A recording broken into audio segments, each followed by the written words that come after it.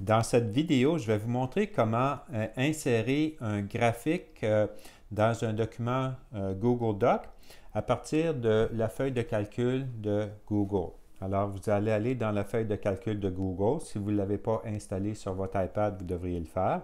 Je vais cliquer dessus. Je vais ajouter une nouvelle feuille de calcul en cliquant sur le petit point rouge plus en bas à droite. Et je vais choisir nouvelle feuille de calcul. Pas sélectionner un modèle, simplement nouvelle feuille de calcul. Et je vais lui donner un titre. Ici, je ne changerai pas le titre puisque c'est simplement un petit exemple très court.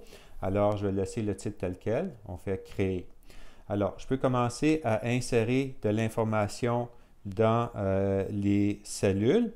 Alors, par exemple, ici, je vais faire une petite expérience où je vais faire l'électrolyse de l'eau et à une fréquence régulière, je vais mesurer le volume que j'ai recueilli dans mes éprouvettes. Alors, dans la colonne A, je vais mettre ce qui serait l'information des variables indépendantes, donc l'axe des X. Donc, dans ce cas-ci, bien, ce serait le temps, comme ça. Alors, le temps serait en minutes, comme ceci. Après ça, bien, j'aurais par exemple la première éprouvette où je recueillerais les données.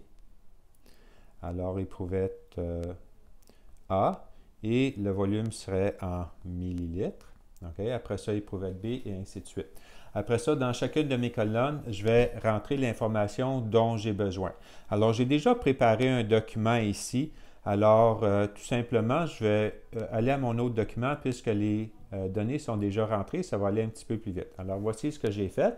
J'ai inscrit le temps en minutes, le volume de chacune des éprouvettes et les volumes en valeur numérique. Maintenant, si vous regardez dans la colonne de gauche qui est ma variable indépendante, vous allez remarquer qu'à côté de chaque unité de temps, j'ai inscrit minutes. C'est-à-dire que la feuille de calcul Google, elle n'est pas très intelligente. Puis, si je ne mets pas minutes à côté de chacune de mes valeurs, bien, quand je vais faire le graphique, ça va tout simplement me donner trois lignes qui partent toutes du point 0 de l'origine et sans savoir que le temps, c'est la variable indépendante. Donc, c'est pour ça que j'ajoute minutes ici. Alors que pour le volume des éprouvettes, dans ce cas-là, bien, j'ai simplement inscrit des valeurs numériques.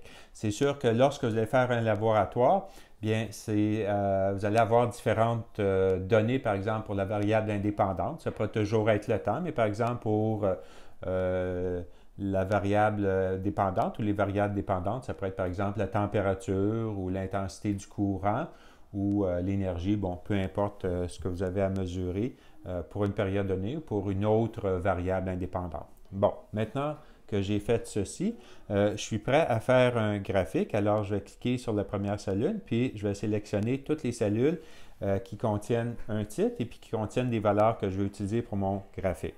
Ensuite, en haut à droite, j'ai un petit plus. Je vais cliquer dessus et je vais cliquer sur graphique. Alors maintenant, ça produit un graphique. C'est un graphique linéaire.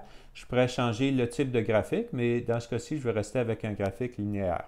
La légende est à droite en haut. Je pourrais la changer, mais encore là, je peux la laisser là. Ça, c'est un choix personnel. Maintenant, ce qui est très important, ce sont les titres.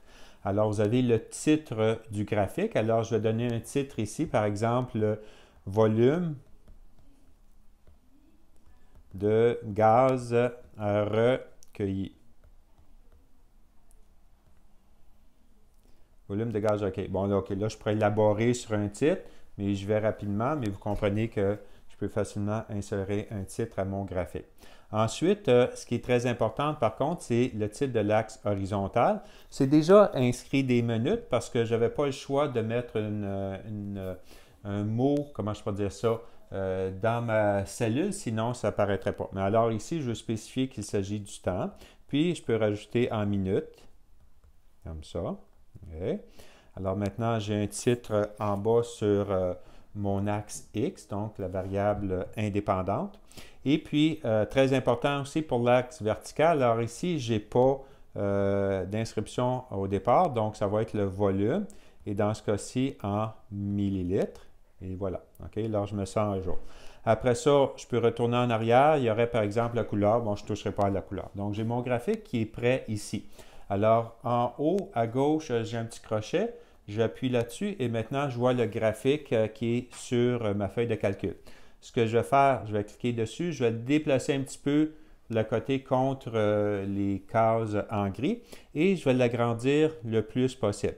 Alors, comme j'ai dit, le Google, la feuille de calcul, c'est pas très intelligent. Parce qu'idéalement, ce que je devrais être capable de faire, ce serait copier le graphique, puis après ça, le coller dans un autre document, mais ils ne me laisseront pas faire ça. Alors, pour pouvoir accomplir ceci, on va prendre une photo de l'écran. Alors, bien sûr, prendre une photo de l'écran, vous appuyez simultanément sur le bouton de retour et le bouton d'allumage, comme ceci. Et là, vous allez avoir la photo qui apparaît dans le bas. Alors ça va se retrouver dans Photo.